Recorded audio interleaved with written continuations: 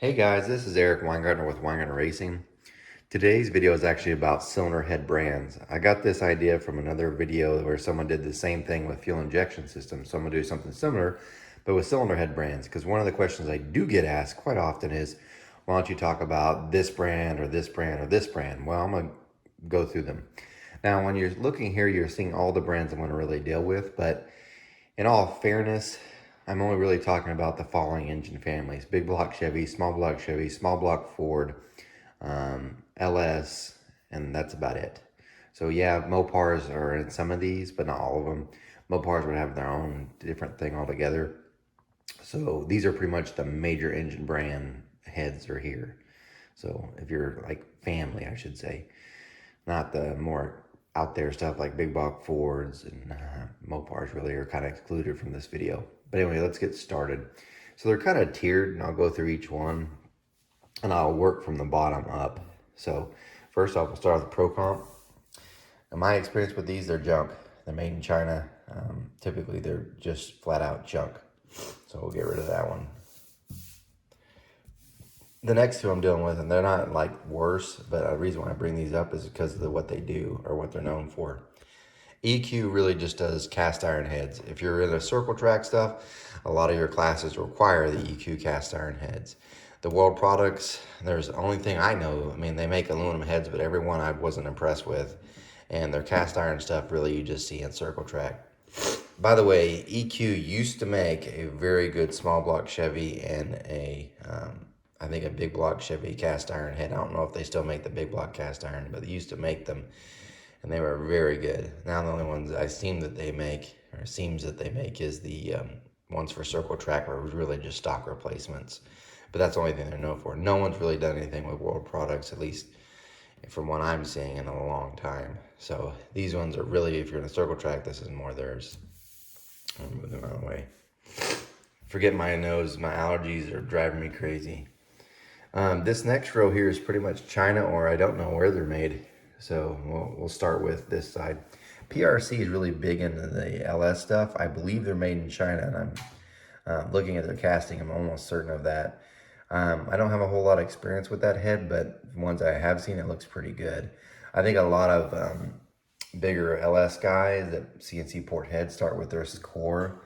And I think the reason why they do that is because of the price. They probably won't tell you it's made in China, even if it was. So, but they look like a decent head. Next one's RHS.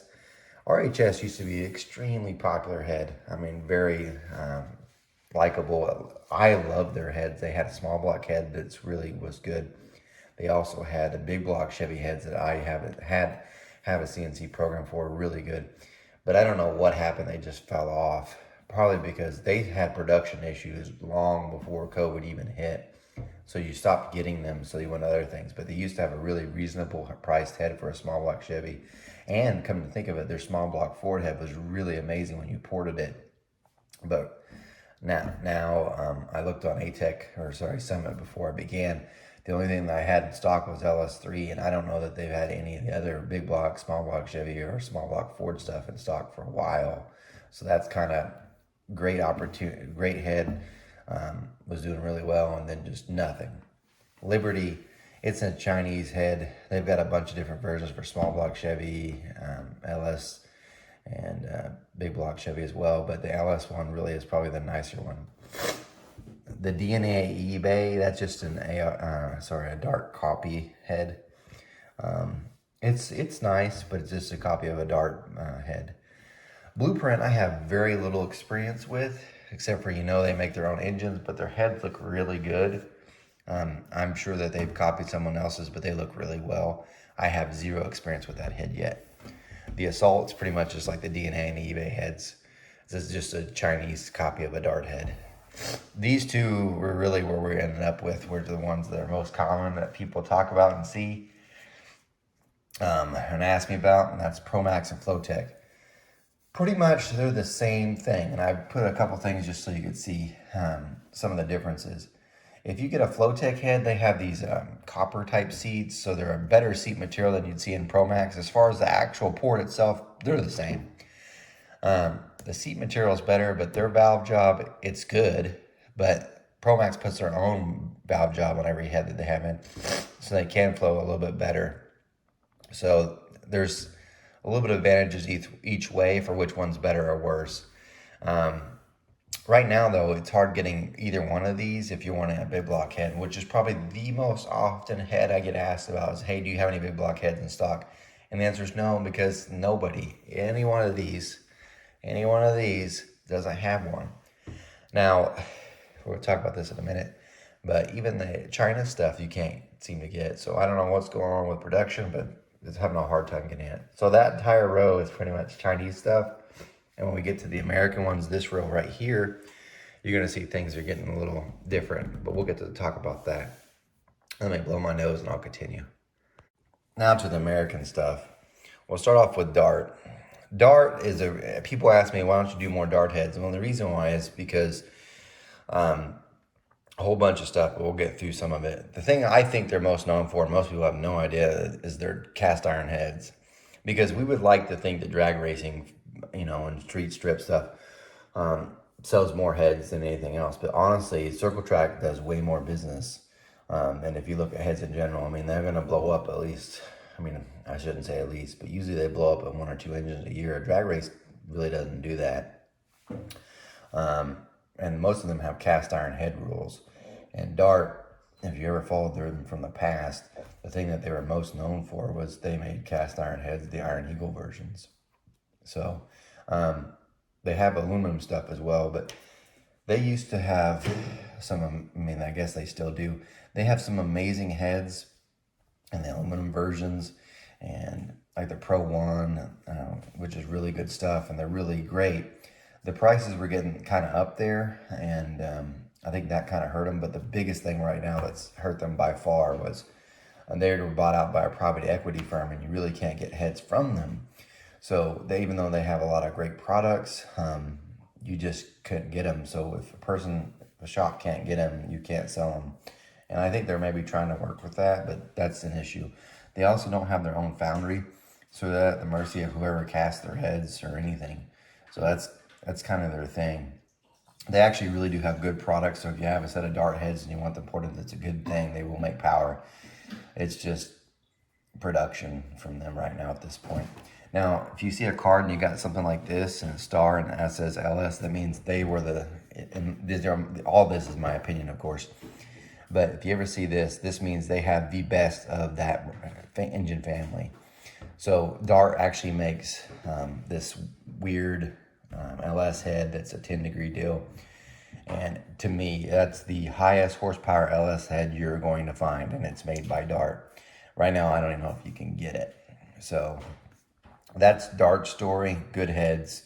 But like I said, really hard to get right now. They're big block heads, like people often say, well, are they better than Brodix? Well, we'll get to that when I talk about Brodix, because that's a little bit different thing. Because a lot of people want to compare this to this, and we'll talk about that. The next one we're talking about is AFR. Now, AFR, they're a weird situation. So yeah, they're American heads, some, but I shouldn't say some, because they've got a whole enforcer line, which is really the same as the Assault and the DNA stuff, and they're made in China. Then some of their AFR heads, like if you get some of the small block Chevy stuff, some are actually cast, the head itself is cast in China, but all the machinery is done in America at AFR. Some of the AFR heads are all made in America. They're cast in America, machined in America. So that one's a little bit different. Probably the thing they're most known for is because they sell the cheapest CNC ported heads. And they're like, everything that they make is good. So if you're ever wondering, like, do they have any bad heads? Every CNC head that they have, it's a good head. Now, I don't know if it's better than the rest, but it's a very good head. So AFR has that going for them. Budget-friendly CNC ported heads to Brodix. Brodix, as you know, I probably sell more than any of the other brands, period. Although I'm a dealer for this one and this one kind of too. But anyway, Brodix, they have their own foundry, and they're in Arkansas. They do their own CNC porting on some of their heads. Some of they outsource because they just don't have enough room to do it. But the thing is, a lot of people get confused, is they have a street line of stuff, which is like their IK heads for small block, race rights, 2 extras. And those heads are really great, and they're made for street crowd, you know, just budget-friendly head. Then they've got their more racer stuff, like for the big blocks, it's 3 extras, headhunters, which are in small block Chevy and big block Chevy and small block Ford, and then some other stuff, etc. But they have the best big block Chevy head to me, and that's the DN9. They have the best small block Chevy wedge head, which is the DR1213. They have the best small block Ford wedge head, which is the Headhunter one. Great heads. Now, here's the other thing that's really cool about them is since they're their own foundry, you're able, as a porter, I'm able to make more changes. Like if I want something made differently, they can do it because they cast their own heads. And so they're more willing to work with someone to change things to help them make them better. Most of these other manufacturers will not do it because it changes their whole production and it slows them down. I'm sure it slows them down too, but they're more willing to work with people. Now back to this. A lot of people would say, well, these dart heads are better than Brodix. The problem is Brodix has a huge street line that's really more budget friendly, and people will try to compare that to dart heads. And dart heads more, even though they're streeter stuff, it's still closer to like the 3 extra line from Brodix. In that case, it changes the thing. So you're trying to compare the more budget-friendly one with the more racier one from Dart. And I forgot to mention, Dart has an SHP line that I think is now made in China that used not to be. So anyway, if you compare like the 3 extra to the Dart stuff on the big block side, they're pretty close. Brodix just, in my opinion, I think their heads make more power, the majority of them, than the Darts. Now, Darts has got for sure, like that LS one's for sure. And they've got some really cool, weird big block heads that are better too. Catches, again, you can't get them. Trick Flow. Even though I'm a dealer, I rarely ever see them. They're really big in the small block Ford world as far as the wedge stuff. Like they got a high port that's really popular. That's a good head. The small block Chevy side, I have used their head and it's a good head, but it's only like a budget-friendly head. And I think they've made no product development in that in years. They've got these ones that look like double hump heads, but that's more of a street-friendly type of head. Their LS stuff, they're really known for that too, and I have seen that. Very good ports and good job there, the stuff that they do. I just don't see as many because small block Ford guys use quite a bit. I see those, but the LS ones, it's pretty rare. Small block Chevy almost never, and then they also have a big block Chevy, which I have used, but no one ever uses that either. Then there's a Profiler. Profiler's a really good head. They have their own foundry too. They cast their own heads. They were the cheapest as cast small block Chevy head, small block Ford head, but they recently had a price increase that just doubled it and made them as expensive or more expensive than even some of the CNC ported stuff from, well, not as expensive, but pretty close to the same price, within $200 of the CNC ported stuff from them. So that kind of hurt it. But they do have the best small block Chevy head, and that is the the Airstrike. It's a really exotic head, but to me, it's the highest horsepower small block Chevy head that you can get, period. So that one's kind of neat. Now, they have a 13-degree stuff, but the Brodix stuff's better. And that brings me back to Brodix too. Brodix has like a whole different lines of small block Chevy heads that are far more different and more variety than any of the others. And that really goes with any of the heads that they have. They have more variety than the rest. So anyway, so Profiler is really good head. Really, they used to be very cheap. They're still relatively, they're still not expensive, but they're not as cheap as what they used to be. Good head. Elderbrook I get asked about quite a bit. That you could call this almost a sad story because it used to be so popular, and they used to make a variety of heads too because they cast their heads, or used to. I don't know that they still do. Believe they do, but I'm not for sure. But they used to be almost like Brodix, where they would have a variety of different stuff, would work with people, and they put out all kinds of different, not just heads, but also manifolds that were pretty unique. But really what they were known for is they're just a stock replacement street head. So if you had, say, a double hump heads for your small block Chevy, or if you had just like some DZ302 heads, they had a replacement head for you that would work and it make considerably more power than the stock heads. As far as race stuff go, in my opinion, they weren't the same.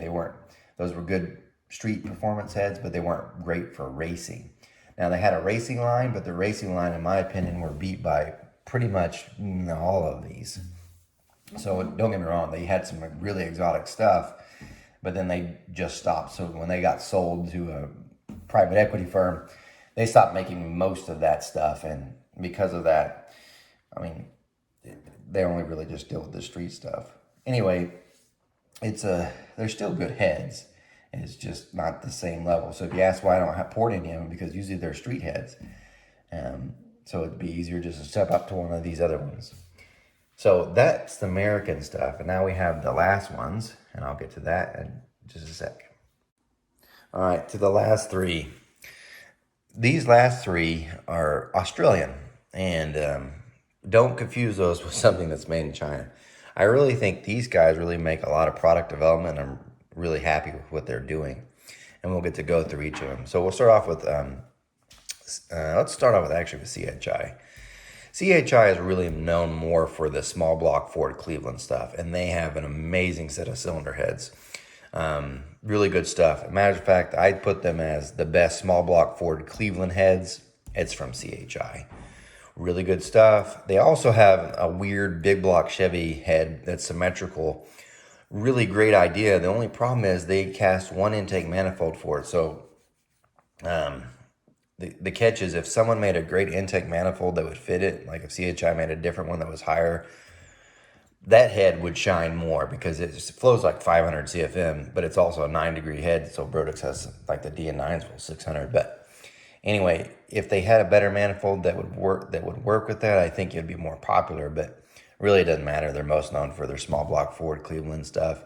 I bet you they sell that like 20-1 for their big block Chevy. A really good set of heads. Interesting. The guy that used to own this, so the guy who created CHI, he sold it, and then he created CID. So let's get to CID. CID, I think they made a lot of product development stuff. They're really good. The guy that used to, like I said, the guy that owns it, he's really good about getting with different porters here in America and designing better ports, and some in Australia. And they've got some really amazing ports. Like they works with BES, Kazi, with Darren Morgan.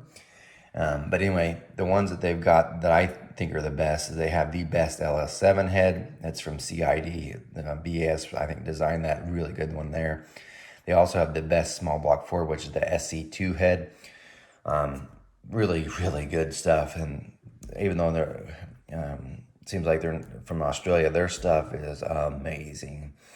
Really good stuff. They even have the LT stuff, which I didn't brought that family here. But they have some LT heads that are really, really good. There's some dealers here in the United States if you need those. Lastly, I'm going to deal with Higgins. Higgins, I think, is probably one of the, has the best small block Chevy head. You're like, wait, I thought you said, Profiler does. Profiler has this weird airstrike head, but they have like the best SB2 head because Edelbrock used to make an SB2 head. They no longer do when they switch manufacturers. They may claim to, but I bet you no one's getting one in the next year. So that only really left them when they made their own.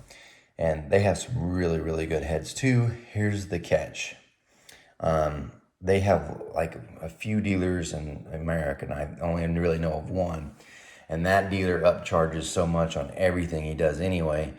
And I really don't like dealing with him because I don't really trust him. So that's kind of the disadvantage of the Higgins one. Even though it's a really, really good head, you can only get it from like one place that I know of. I mean, there's probably 2 dealers here, but I really only know one. So you're not in the United States. They're so expensive that it's like beyond all this, and then you'd have to go through the one dealer. So I think they could probably be more popular if they would do it like CID does, where they have more vendors instead of, but I guarantee the one that they have now would never go for that because he wouldn't make as much money. But if they had more vendors like what CID does, I think they would be more popular in the States and probably sell more. But maybe they don't want to have to deal with that, and that's why they only deal with a few. Because Profiler kind of does that too. They've got a bunch of dealers that they have, but they really only deal with one, and that's PBM. So if you're getting something, you're probably going to have to get it through PBM. So that's Higgins. Their heads are really, really good, though. So I do want to now to bring up some of this. If you haven't figured out, all of this is just opinion. So you're welcome to your own. I'm just giving you my own. Here's what's scary. If you look at this chart or look at all these cards here, I'm going to go ahead and tell you some problems that you should see. If we look at this, and I'm just going to deal with the American ones because these are cool, but they're Australian. If we look at the American side here, They have their own foundry. They have their own foundry. And they have. This is owned by a private equity group. And that private equity group will get rid of stuff and only do stuff that makes money. Now, AFR is owned by a private equity group too, but not the same. So the Dart's owned by a private equity group, and as you can tell, you can't get anything. So Brodix has their own foundry, Alderbrock, and Profiler. Now, why is this important? Because I try to look at the bigger picture of things. If I was a private equity group, because a private equity group owns a lot of these American ones, that one's kind of, I mean, not really, and that one. So that really only leaves this, 3 out of the entire United States. And only that one and that one have a foundry. So the 3 of the private owned ones, only 2 of them have their own foundry. If a private equity group was smart, I think, which is smart for them, horrible for us, absolutely horrible for us, they'll go after this one. And the reason why they would is because they have their own foundry. They have a large clientele. It's privately owned. But if they were to snag that one, most of what they make, they will not make anymore because it's not as profitable. Like Brodix is such a good family type of business that a lot of the stuff they make, I could tell you they make money, but they're not making as much as they could if they just focused on a smaller area. But they do it because they want to support racing, which is awesome. Private equity gets a hold of that stops, because that's what happened here. So if that one happens, man, it's almost game over, because the only one at that point would be left is Profiler. Profiler, in my opinion, has the best opportunity to grow as a company because they have their own foundry. And if they really pushed and tried to advance, like made their own CNC line like AFR does, and I think they could actually sell them relatively cheap, not cheap, but close to the price of AFR's CNC ported head, they would have a huge success. Brodix kind of does anyway, but they charge quite a bit more. But they have the most opportunity for growth. TrickFlow is a really good head. They're also owned by Summit. I think they'll be around for a while. They just should focus on a bunch of other stuff too. But the thing that scares me most is that one's lost. Anyway, I only say that because as an industry, most of the stuff's being bought by others, and it's really getting hard. So I'm just letting you know that. I'm hoping, so like Jeff, I talk to him every now and then, but great owner of the company there. But, you know, if someone throws a bunch of money at you, what are you going to do, turn it down? So I hope that doesn't ever happen, but it may. I'm not saying it will, I don't want people getting scared, but that one would scare me. Profiler, they have an aviation side, so you would think someone could snag them, but they're bigger in the aviation casting stuff, so this is just like a side project of the business that owns them. So anyway, that's kind of some of the stuff about these, and I wanted to, kind of share that with you, as much information as I possibly could. So just letting you know, this is what I think about some of the brands. If you have questions or things you'd like to see or talk about, put them in the comments and I'll see if I can answer them. But these are my opinions. You're welcome to your own. Remember, I'm no Superman.